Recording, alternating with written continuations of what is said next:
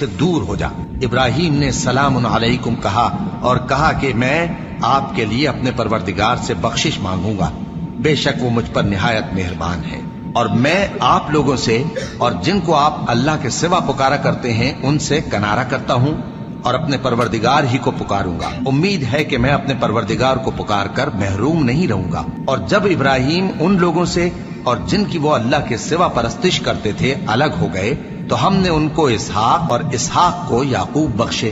اور ہر ایک کو پیغمبر بنایا،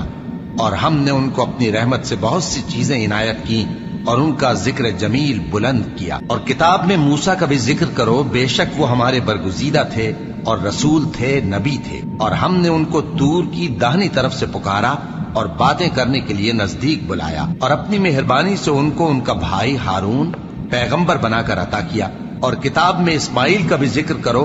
وہ وعدے کے سچے اور